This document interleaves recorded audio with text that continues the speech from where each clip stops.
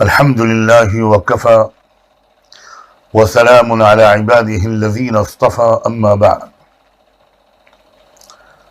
فأعوذ بالله من الشيطان الرجيم بسم الله الرحمن الرحيم ألف لام را تلك آيات الكتاب المبين إنا أنزلناه قرآنا عربيا لعلكم تعقلون نحن نقص عليك أحسن القصص بما أوحينا إليك هذا القرآن وإن كنت من قبله لمن الغافلين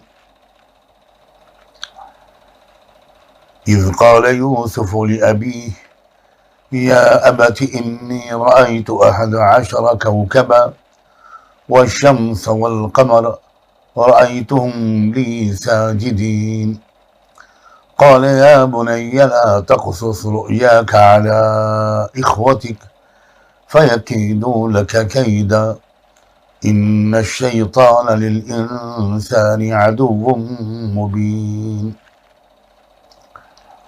صدق الله العظيم سبحان ربك رب العزة عما يصفون وسلام على المرسلين والحمد لله رب العالمين اللهم صل على سيدنا محمد وعلى آل سيدنا محمد وبارك وسلم.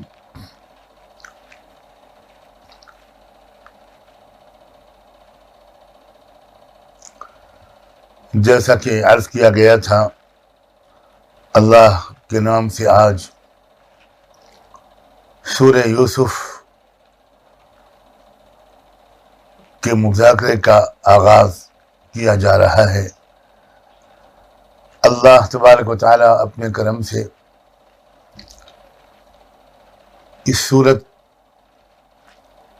کے ایک ایک لفظ کا نور ہم سب کو عطا فرمائے، اور جو تربیتی ہدایات، انتہائی بیش قیمت ہدایات اس سورت میں اول سے آخر تک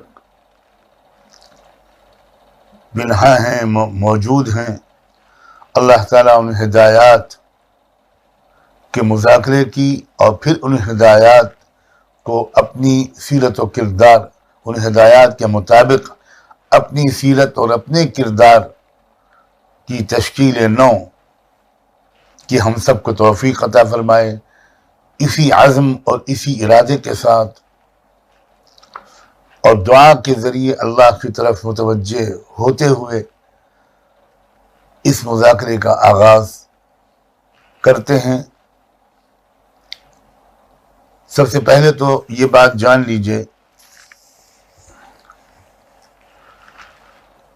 کہ انسانی زندگی میں گزرے ہوئے لوگوں کی تجربات اور ان کی زندگی کے واقعات بہت بڑے سبق رکھتی ہیں۔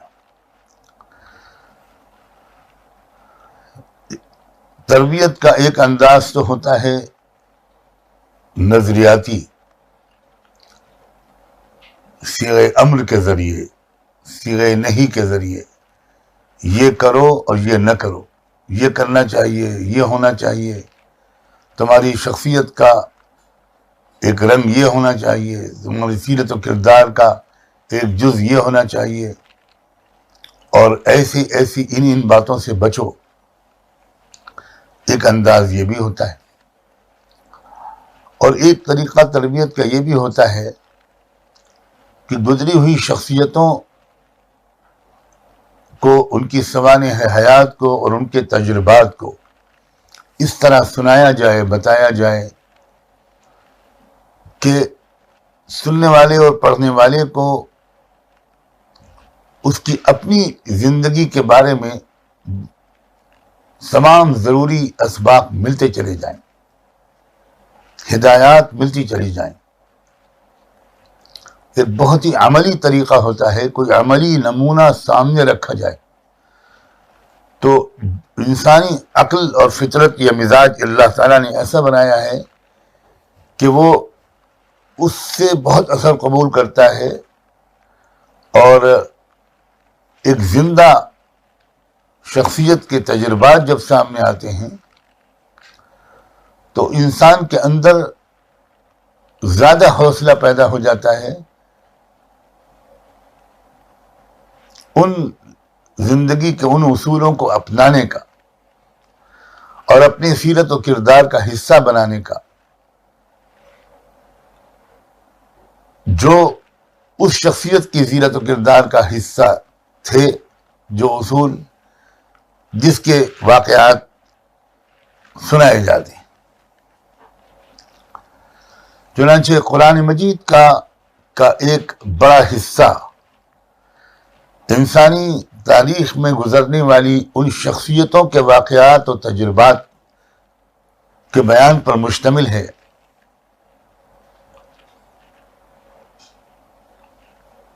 جن شخصیتوں کے ذریعے سے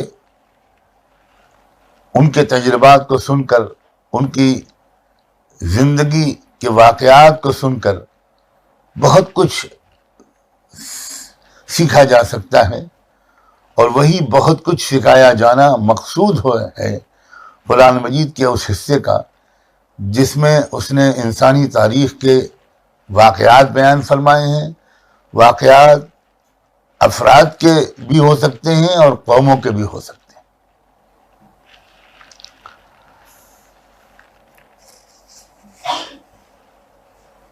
یہ زندگی اگر کوئی شخص، خاص طور پر وہ شخص جو دیکھا دیکھی زندگی نہیں گزار رہا، وہ ماحول کی اندھی نقل نہیں کرتا، فیشن پرست نہیں ہے، بلکہ وہ سوچ سمجھ کر قدم اٹھاتا ہے، صحیح اور غلط کی تمیز کے ساتھ زندگی گزارنا چاہتا ہے، اور نہ صرف یہ کہ اپنی زندگی خود گزارنا چاہتا ہے، وہ سماج کو سدھارنا بھی چاہتا ہے، بدلنا بھی چاہتا ہے۔ اسے کافی چیلنجز کا سامنا کرنا پڑتا ہے، کیونکہ عام طور پر انسانی سماج کے اکثر لوگوں کی جو ایک عادت ہوتی یا کمزوری ہوتی ہے وہ یہ کہ وہ اس تبدیلی کی آواز کو دبانے کی کوشش کرتے ہیں، اس لیے کہ اس تبدیلی کی آواز کے ذریعے وہ ایکسپوز ہوتے ہیں، انہیں ایک احساس کمتری ہوتا ہے، انہیں اس آواز بلند کرنے والے سے ایک حسد اور جلسی پیدا ہونے لگتی ہے، انہیں لگتا ہے کہ یہ جو آواز اٹھانے والا شخص ہے یہ ان کی برسوں پرانی جو مونوپولی ہے سوسائٹی میں، جو ان کا اسٹیٹس ہے، اسے چیلنج کر رہا ہے، تو وہ بزور بازو اس آواز کو دبانے کی کوشش کرتے ہیں۔ اسی وجہ سے انبیاء علیہ السلام کو سخت مخالفتوں اور دشواریوں کا سامنا کرنا پڑتا تھا، انہی دشواریوں کا سامنا کرنا پڑ رہا تھا رحمت دو عالم سیدنا محمد الرسول اللہ صلی اللہ علیہ وآلہ وسلم کو بہت ستایا جا رہا تھا، رکاوٹیں ڈالی جا رہی تھیں، ٹارچر کیا جا رہا تھا، خوف زدہ کیا جا رہا تھا۔ آپ کا حساس دل ظاہر ہے کہ ان چیزوں کو محسوس کرتا تھا۔ تو اللہ تعالیٰ خاص طور پر اس لیے بھی پچھلی زندگی کے پچھلی تاریخ کے کچھ واقعات اور کچھ انبیاء علیہ السلام کی زندگی کے کچھ احوال، کچھ تجربات آپ کو سناتے تھے۔ اللہ تعالیٰ آپ کو وحی کے ذریعے ان واقعات سے باخبر کرتے تھے، اور صحابہ کرام کو جب آپ سناتے تھے وہ واقعات تو آپ کی بھی ہمت بڑھتی تھی اور آپ کے صحابہ کی بھی کا بھی حوصلہ بڑھتا تھا.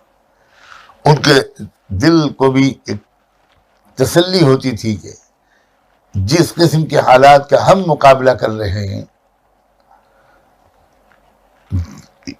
اسی طرح کے حالات کا مقابلہ پچھلے نبیوں نے کیا تھا، اور بالآخر سخت دشوار گزار وادیوں سے گزر کر یا راستوں سے گزر کر اور شدید مخالفتوں کے طوفانوں کو سہ کر بالآخر وہ کامیاب ہوئے تھے. سورہ یوسف سے پہلے جو سورہ ہود ہے اس کی بالکل جو آخری آیات ہیں ان میں سے ایک آیت ہے کہ وَكُلًّا نَقُصُّ عَلَيْكَ مِنْ أَنْبَاءِ الرُّسُلِ مَا نُثَبِّتُ بِهِ فُؤَادَكَ. یہ سارے قصے جو پیغمبروں کے قصے ہم آپ سے بیان کرتے ہیں جس کے ذریعے سے ہم آپ کے دل کو تقویت پہنچاتے ہیں. نُثَبِّتُ بِهِ فُؤَادَكَ وَجَاءَكَ فِي هَذِهِ الْحَقُّ.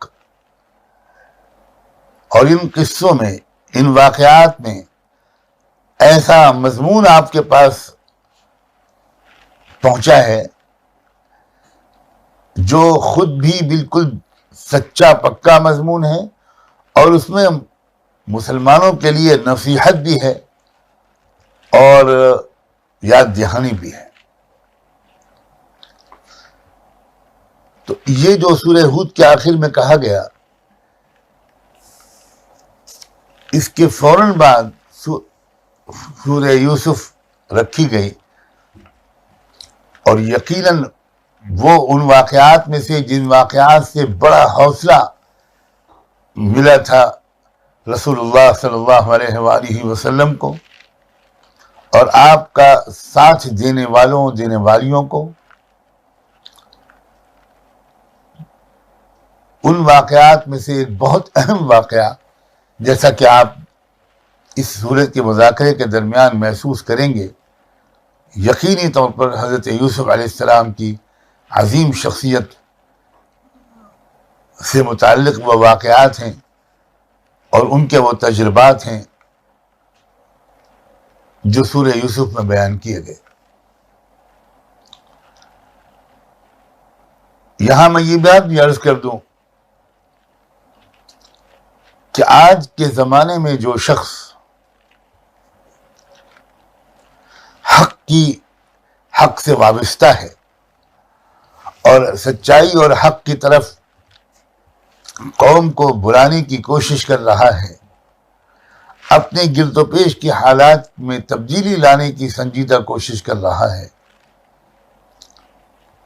اسے جن مشکلات کا، جن مخالفتوں کا، جن سازشوں کا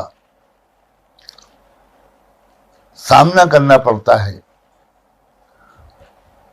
اس شخص کو بھی وہ نبی تو نہیں ہو سکتا، لیکن جو شخص بھی وہ نبیوں کے نقش قدم پر چلنے کی کوشش کرتے ہوئے اور انہی کے طریقے پر، انہی کے طرز پر سماج کے اندر ایک صالح تبدیلی لانا چاہتا ہے، ایک معاشرے کے اندر ایک خوشگوار اور مثبت تبدیلی لانا چاہتا ہے، اسے بھی بہت ملتے جلتے حالات کا سامنا کرنا پڑتا ہے. جو جتنا زیادہ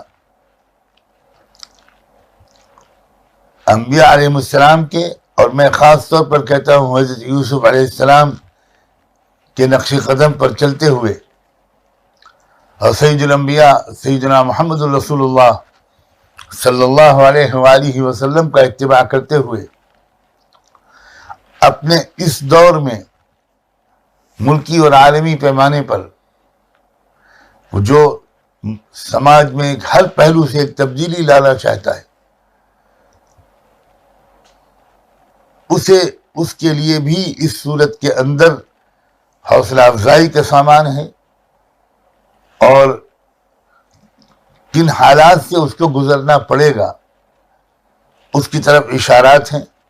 اور ایسا شخص ہی زیادہ محسوس کر سکتا ہے، فائدہ اٹھا سکتا ہے ان ہدایات سے جو ان واقعات کے ضمن میں دی گئی ہیں۔ یعنی میں یہ کہنا ہی چاہ رہا ہوں کہ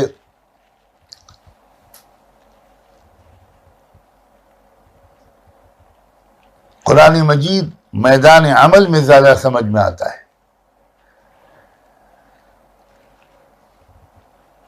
جب تک ہم ان تجربوں سے نہیں گزریں گے تو اس قسم کی نفسیاتی کیفیات بھی ہماری نہیں ہو پائیں گی۔ جن تجربوں سے گزرنے کی وجہ سے جس قسم کی نفسیاتی کیفیات مثال کے طور پر حضرت یوسف علیہ السلام کے دل پر مرتب ہوتی تھیں، تو ہمارے بھی وہ نفسیات جب مرتب نہیں ہو پائیں گی ان حالات سے نہ گزرنے کی وجہ سے، ملتے جلتے حالات سے نہ گزرنے کی وجہ سے، تو ہم بھی قرآن مجید کی اور سورہ یوسف سے اتنا تأثر نہیں لے پائیں گے۔ تجربات کے بقدر قرآن مجید سمجھ میں آتا ہے۔ قرآن صرف تفسیر کی کتابوں سے سمجھ میں اتنا نہیں آتا جتنا کہ میدان دعوت میں، میدان عزیمت میں، میدان امر بالمعروف اور نہی عن المنکر میں، میدان جہاد میں، میدان اشاعت دین اور اقامت دین میں کوشش کرنے والوں کو جن تجربوں سے گزرنا پڑتا ہے، ان تجربوں سے ان کی جو عقلی کیفیت بنتی ہے، نفسیاتی کیفیت بنتی ہے، اس سے قرآن مجید سب سے زیادہ سمجھ میں آتا ہے۔ اب شروع اللہ کے نام سے کرتے ہیں جو نہایت مہربان اور بہت رحم والے ہیں۔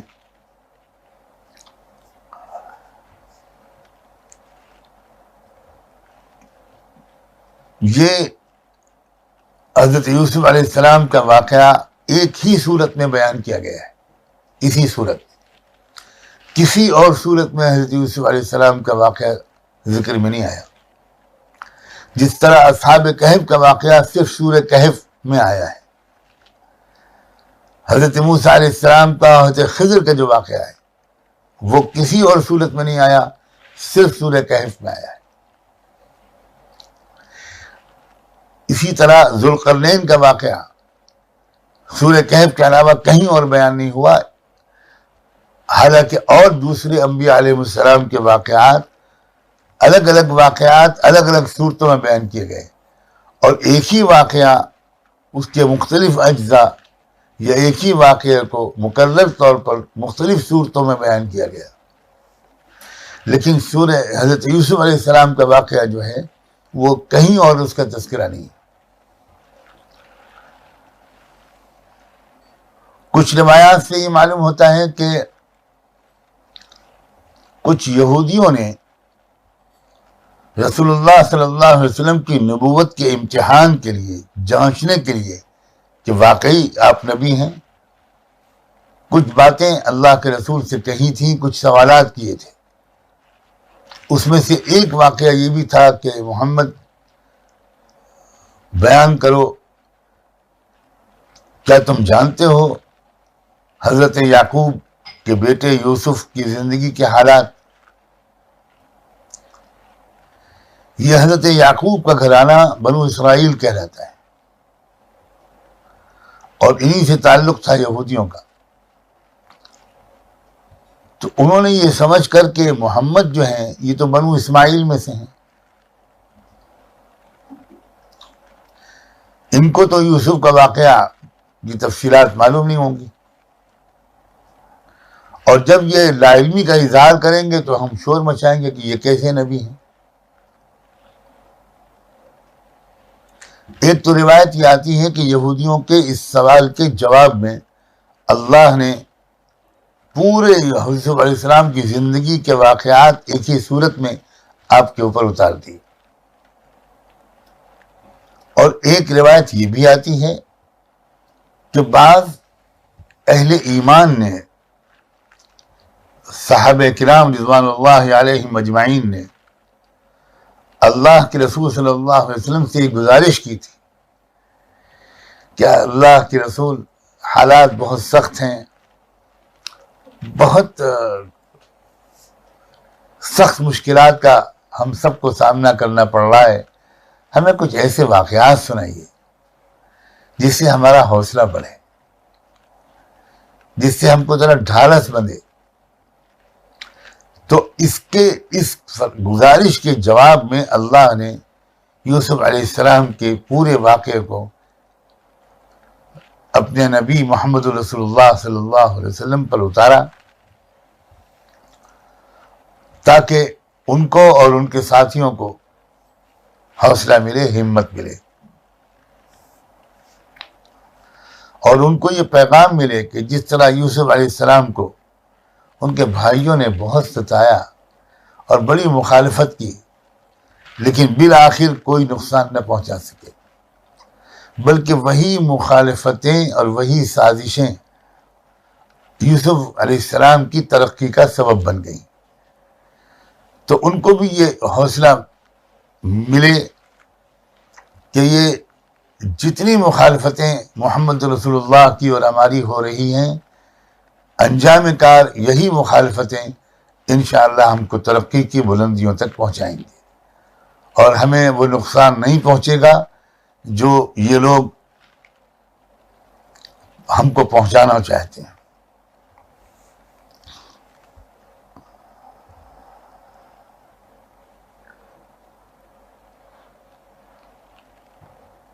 ارشاد ہوا ہے بسم اللہ الرحمن الرحیم. ایک بات میں سورت کے اندر داخل ہونے سے پہلے اور عرض کر دوں، بڑا شوق آپ کے اندر بڑھ جائے گا اس سورت کو سمجھنے کا. یہ جو اللہ تعالیٰ نے اسی شروع کی آیتوں میں یہ جو فرمایا کہ یہ جو واقعہ ہم تم کو سنانے جا رہے ہیں یہ احسن القصص، یہ سب سے عمدہ واقعہ ہے. یہ احسن القصص، بہترین واقعہ تاریخ انسانی کا حضرت یوسف علیہ السلام کے واقعے کو اللہ نے کیوں قرار دیا؟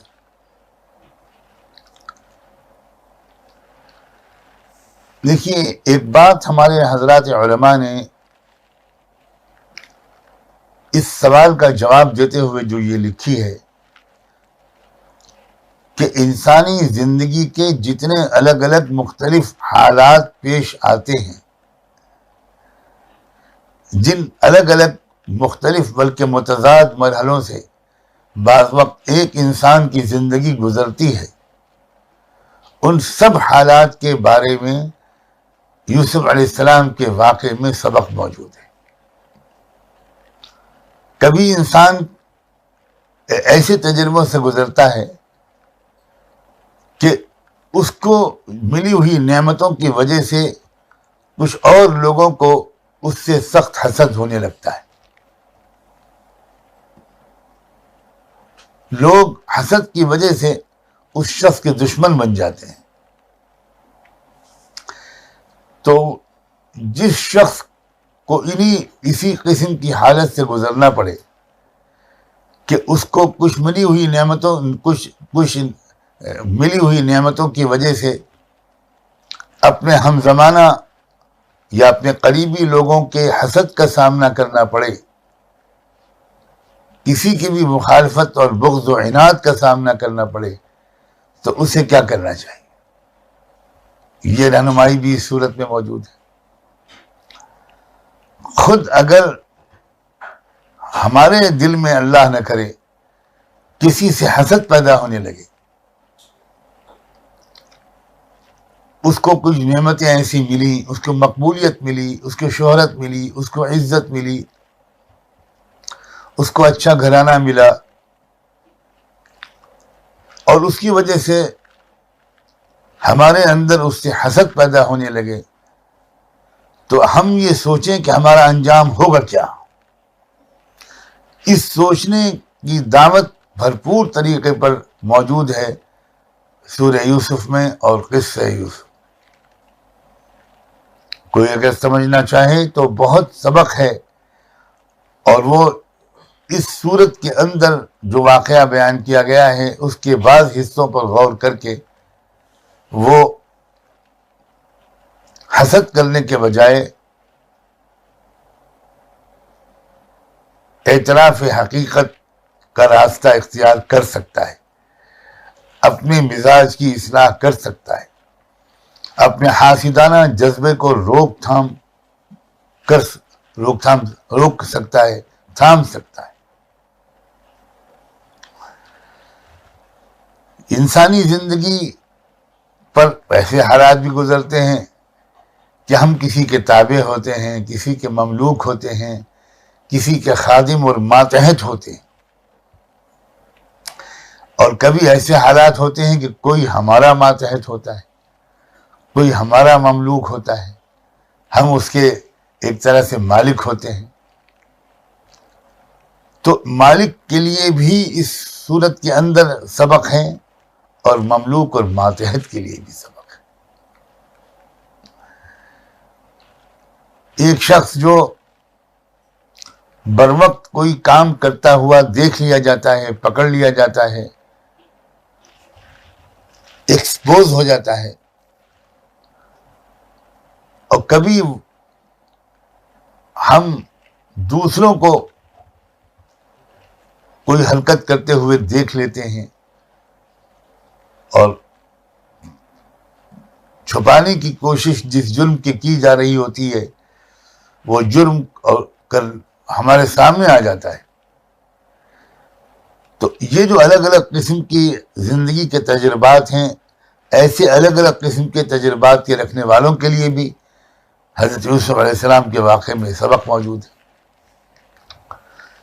پھر انسانی زندگی جن تجربوں سے گزرتی ہے، اس میں کسی سے محبت ہو جانا، کسی پر دل آ جانا، یہ بھی ہوتا ہے، اور کبھی ایسے لوگ بھی ہوتے ہیں کہ جن پر کسی کا دل آتا ہے۔ یعنی حسن و عشق کا جو ایک رنگ یا تجربہ ایسا ہوتا ہے جس سے انسان اپنی زندگی کے مراحل میں گزرتا ہے،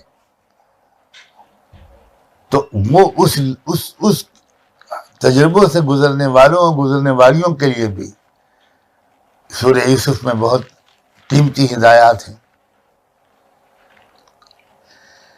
انسان اپنی زندگی میں کبھی ایسے حالات سے بھی گزرتا ہے کہ اسے گرفتار کر لیا جاتا ہے، اسے قید کر دیا جاتا ہے، اسے جیل میں بھیج دیا جاتا ہے، اور پھر رہائی کا مرحلہ بھی آتا ہے کہ اسے رہائی ملتی ہے۔ تو ان الگ الگ قسم کی کیفیتوں میں کے تجربوں میں سے گزرتے وقت ہماری نفسیاتی کیفیت کیا ہونی چاہیے؟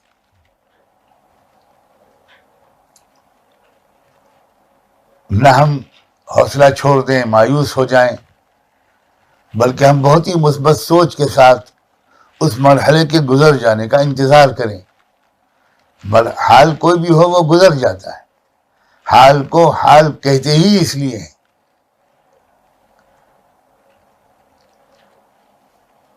اور رہائی کی خوشی ملے تو اس وقت ہماری نفسیاتی کیفیت کیا ہو؟ خوشی کے مارے ہم توازن نہ کھو دیں۔ یہ اس طرح کے سبق بھی زندگی کے اس قسم کے تجربوں کے موقع پر بھی بڑی رہنمائی کرتی ہے سورہ یوسف اور حضرت یوسف علیہ السلام کے واقعات۔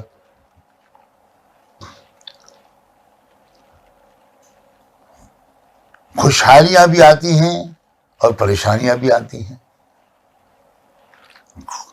کھیت اور باغ لہلہاتے بھی ہیں اور قحط بھی پڑتا ہے۔ دونوں قسم کے حالات ہوتے ہیں۔ آمدنی خوب ہوتی ہے، کبھی بہت روزی کی تنگی ہوتی ہے۔ تو دونوں قسم کے حالات سے ہم کیسے گزریں؟ ہماری کیفیت کیا ہو؟ ان الگ الگ قسم کے انسانی زندگی کے جو حالات ہوتے ہیں، اس سے گزرتے وقت ہماری کیفیت کیا ہو؟ یہ بہت قیمتی سبق ہیں۔ یعنی جس انسان کو یہ تربیت مل جائے اور وہ اس تربیت سے بھرپور فائدہ اٹھا لے، ہر آنے والا حال اس کی ترقی ہی کا سبب بنتا ہے۔ یہ جو اللہ کے رسول کا ارشاد ہے نا کہ عجبا لامر المؤمن امرہ کلہ خیر، کہ ایک ایمان والے کا جس کو ایمان کی حلاوت نصیب ہے، گہرائی کے ساتھ ایمان اس کے دل میں رچ بس چکا ہے، اس کا معاملہ عجیب ہے. اس کو اچھے حالات کا سامنا کرنا ہوتا ہے. جب اچھے حالات اس کے پاس آتے ہیں تو وہ شکر گزار بنتا ہے، اور یہ شکر گزاری اس کے لیے ترقی کا سبب بن جاتی ہے. اس شکر گزار نفسیات کی وجہ سے وہ خوشحالی کے حالات اس کی ترقی کا سبب بن جاتے ہیں. اور اس مومن کی جس کی ایمانی کیفیت پختہ ہے، اس کے اوپر جب پریشانیاں آتی ہیں تو وہ صبر کرتا ہے، حوصلہ نہیں کھوتا، مایوس نہیں ہوتا. وہ بڑی ہمت کے ساتھ اس وقفہ تربیت کے گزر جانے کا انتظار کرتا ہے اور تدبیریں کرتا ہے. تو اس کے نتیجے میں وہ جو ناخوشگوار حالات آئے وہ بھی اس کی ترقی کا سبب بن جاتے ہیں. تو چت بھی اپنی اور پٹ بھی اپنی، دونوں قسم کے نرم گرم قسم کے حالات اس انسان کی ترقی کا سبب بنتے ہیں کہ جس کا دل و دماغ ایمانی رنگ میں رنگ چکا ہوتا ہے. یہ سبق بھی سورہ یوسف میں موجود ہے. پھر ہم انسان ہیں، ہم سے گناہ بھی ہو جاتے ہیں اور ہم معافی بھی مانگ لیتے ہیں، یا کوئی ہمارے ساتھ کوئی زیادتی بھی کر دیتا ہے اور ہم سے معافی بھی مانگ لیتا ہے. اس قسم کے تجربات بھی ہم کو گزرنا ہوتا ہے. تو اس قسم کے تجربات سے گزرنے والے کے لیے بھی یا گزرنے والی کے لیے بھی اس صورت میں رہنمائی موجود ہے.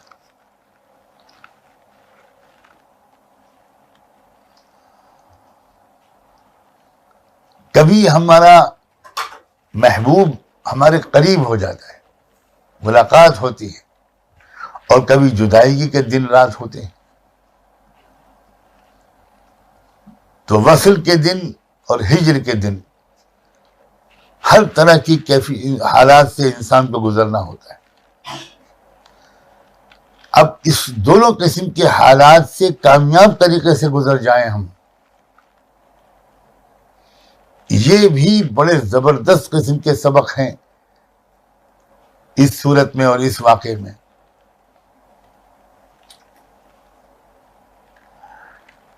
بیماری اور صحت یہ بھی زندگی کے ساتھ لگا ہوا ہے. بیماری آتی بھی ہے اور تندرستی بھی مل جاتی ہے، تندرستی بھی ملتی ہے اور بیماری بھی آ جاتی ہے.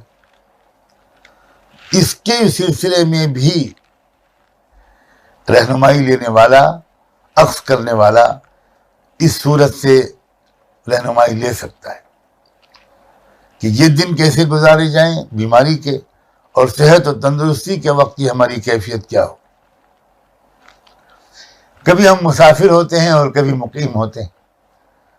تو سفر کے دوران جو حالات سے گزرنا ہوتا ہے، سابقہ پڑتا ہے، اس کے سلسلے میں بھی اس صورت میں رہنمائی ہے. اور جب اپنی منزل پہ پہنچ جاتے ہیں، اپنوں کے درمیان ہوتے ہیں، تو اس وقت کیا انداز ہونا چاہیے، وہ اس کے سلسلے میں بھی ہم کو رہنمائی ملتی ہے. کبھی عزت کے دن ہوتے ہیں اور کبھی رسوائی کے، ذلت کے دن ہوتے ہیں. یہ زندگی اس قسم کے متضاد قسم کے حالات سے بھی گزرواتی ہے ہم کو. ہمیشہ ایک سا حال نہیں رہتا. تو ان بدلتے ہوئے حالات میں، ذلت و رسوائی کے زمانے میں خدا نخواستہ، اور عزتوں کے دور میں، دونوں کے دور میں ہماری قلبی اور نفسیاتی، ذہنی اور دماغی کیفیت کیا ہونی چاہیے، ہمارا طرز عمل کیا ہونا چاہیے.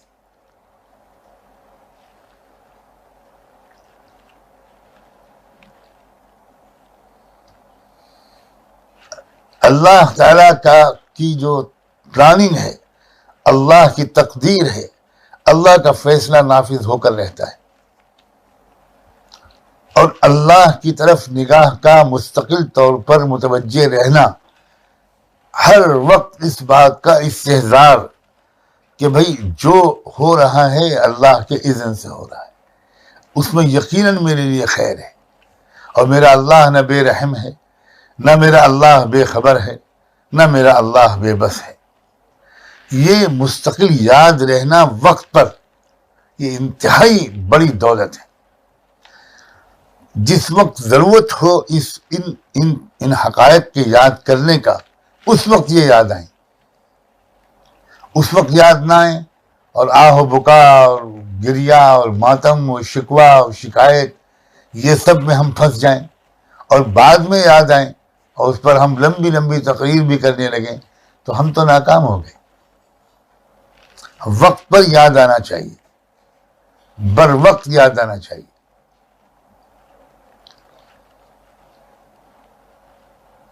یہ بات کہ بھئی حسد کرنے سے صرف حاسد ہی کو نقصان ہوگا، جس سے ہم حسد کر رہے ہیں اسے کوئی نقصان نہیں پہنچے گا۔ یہ وقت پر یاد ہونا چاہیے، جس وقت ہمارے دل میں حسد کی کیفیات پیدا ہونے لگے۔ اور کسی ناقابل برداشت چیز کو صحیح نفسیاتی کیفیت کے ساتھ برداشت کرنا اور مصیبت کے پریشانی کے اٹھ جانے کا انتظار کرنا مایوس ہوئے بغیر اور جلد بازی کے بغیر، یہ کامیابیوں کی شاہراہیں کھول دیتا ہے۔ یہ بات اس سبق میں ملتا ہے حضور یوسف۔ اسی طرح دنیاوی زندگی کے معاملات میں عقل کی بہت اہمیت ہے۔ حسن تدبیر اللہ کی بڑی نعمت ہے۔ جو معاشی مسائل ہیں، دنیاوی زندگی کے مختلف حصوں کے مسائل ہیں، اس میں جذباتیت اکثر نقصان پہنچا دیتی ہے۔ اس میں عقل اور حسن تدبیر، سوچ سمجھ کر قدم اٹھانا، یہ اس دنیا میں ترقی کی شاہ کلید ہے۔ یہ سبق ملتا ہے بھرپور طریقے پر حضرت یوسف علیہ السلام سے اور اس سورت سے۔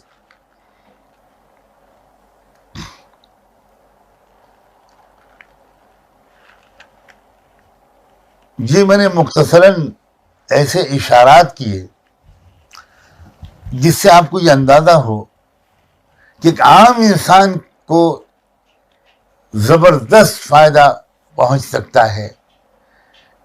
ایک طرح سے یہ تعمیر سیرت کی صورت ہے، پرسنالٹی ڈیولپمنٹ کی یہ صورت ہے۔ اور ایک خاص بات میں محتاط لفظ میں بیان کرنے کی کوشش کرتا ہوں کہ بعض وقت انسان کو یہ تاثر پیدا ہونے لگتا ہے کسی نبی کے واقعات کو سنتے ہوئے کہ اس کو یہ لگتا ہے کہ یہ اس کی اپنی سطح سے بہت بلند لوگوں کی سطح کی باتیں ہیں، یہ جن کے ساتھ روحانی طاقتیں لگی ہوئی ہیں، غیبی نظام ان کے ساتھ چل رہا ہے، یہ تو ان کی باتیں ہیں۔ یوسف علیہ السلام کے جو واقعات ہیں ان پر غور کرتے وقت یہ خیال نہیں آتا، یہ غلط فہمی نہیں پیدا ہوتی۔ بالکل ایک عام انسان جس قسم کے حالات سے اپنی زندگی میں گزرتا ہے، اسی قسم کے حالات سے گزرے تھے یوسف علیہ السلام۔ تو آدمی کو ان کے واقعے کے سننے سے یہ اپنائیت محسوس ہوتی ہے، اسے لگتا ہے کہ یہ تو بالکل میری بات ہو رہی ہے، میں ابھی پچھلے دنوں اسی قسم کے حال سے تو گزرا تھا، ابھی کچھ سال پہلے میرے ساتھ یہی تو حالات تھے، اور یہ تو فلاں شخص ہے، اس کے ساتھ تو پھر لگتا ہے کہ بالکل وہ اسی قسم کے حال سے گزر رہا ہے۔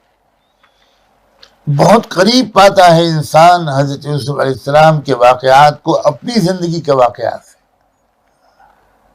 اسے ایسا محسوس نہیں ہوتا کہ جیسے ما فوق العادہ قسم کی کوئی کسی شخصیت کے واقعات کا بیان ہو رہا ہے، سن لیں گے، احترام سے سن لیں گے، عقیدت اور محبت اپنے اندر رچا بسا لیں گے اس شخصیت کی، مگر ہمارے لیے ذاتی طور پر اس میں کوئی خاص قابل عمل ہدایت نہیں ہے۔ یہ بات محسوس نہیں ہوتی، بالکل نہیں محسوس ہوتی حضرت یوسف علیہ السلام یہ چند تمہیدی باتیں ہیں جو میں نے عرض کی.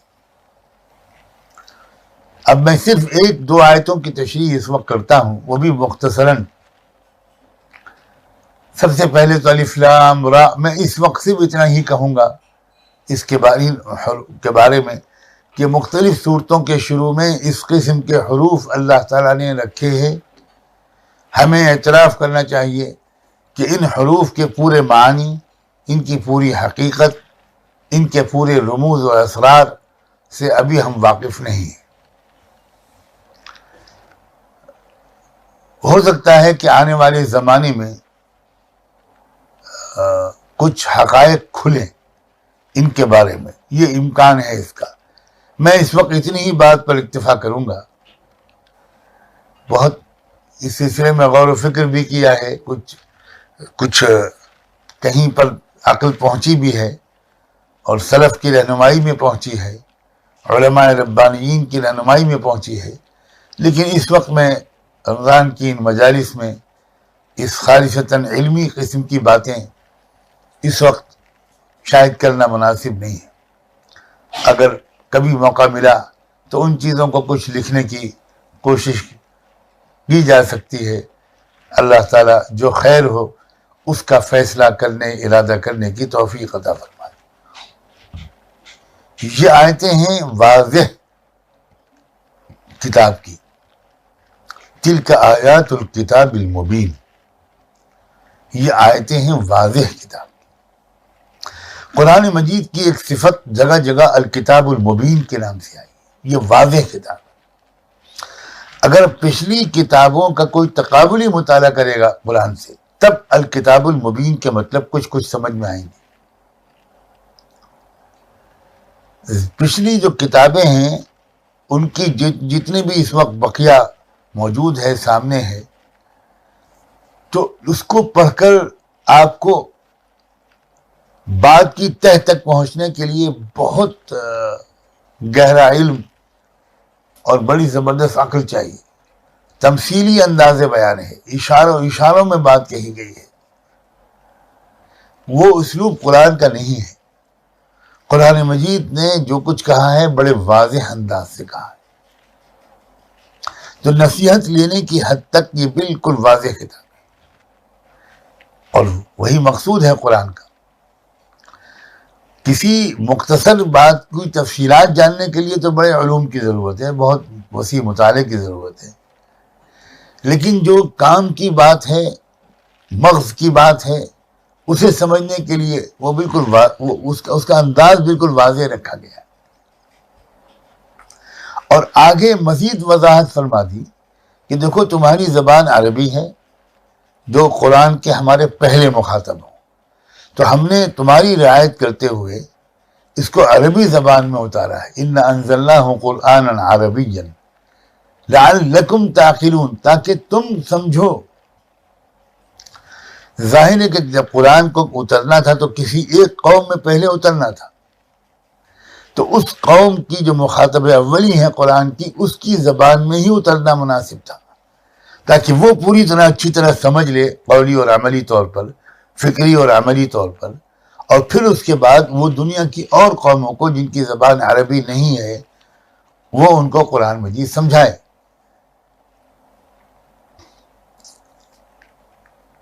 اور یہاں سے یہ بھی پتہ چلا کہ قرآن مجید کو، اس کی تعلیمات کو سمجھنے کے لیے عربی زبان کا سمجھنا تو بنیادی شرط ہے.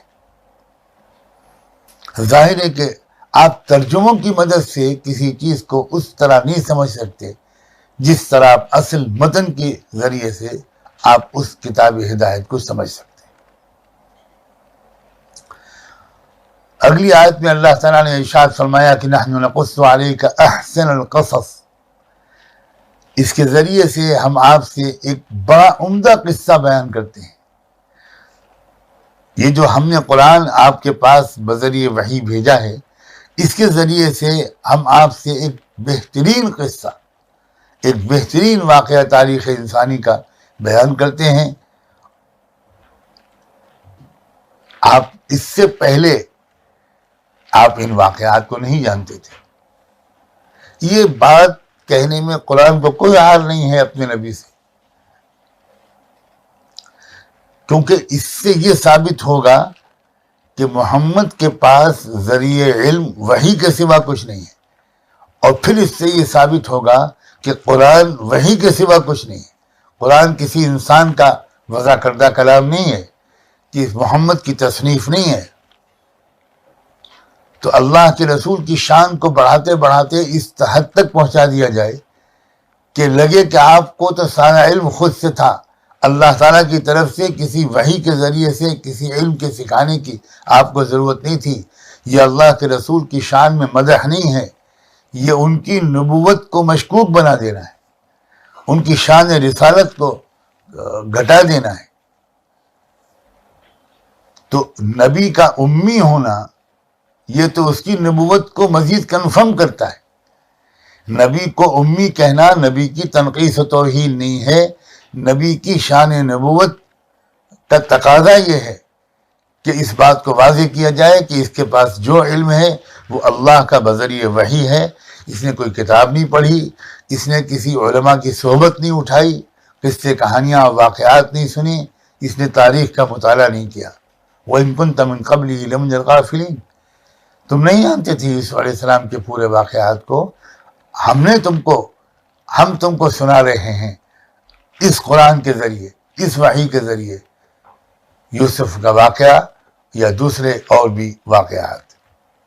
بس آج یہیں تک کی تشریح پر اکتفا کرتا ہے یہ عاجز، اللہ سے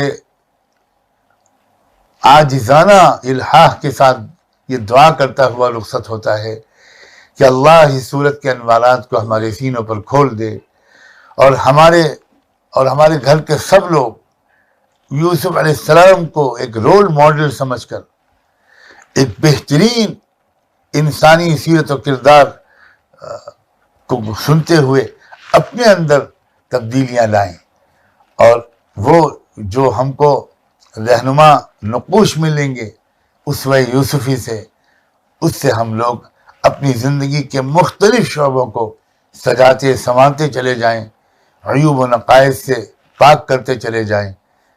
انشاءاللہ بہت نفع ہوگا، بہت تبدیلی اپنے اندر محسوس ہوگی۔ بڑے حوصلے کے ساتھ، بڑی امید کے ساتھ ہم اپنی شخصیت کی تزئین اور آرائش کرتے چلے جائیں گے، یہاں تک کہ ہمارے اندر بھی ایک حسن، ایک نکھار پیدا ہو جائے گا۔ وآخر دعوانا ان الحمد للہ رب العالمین۔ سبحان اللہ وبحمدہ، سبحانک اللہم وبحمدک، نشہد ان لا الہ الا انت، نستغفرک ونتوب الیک۔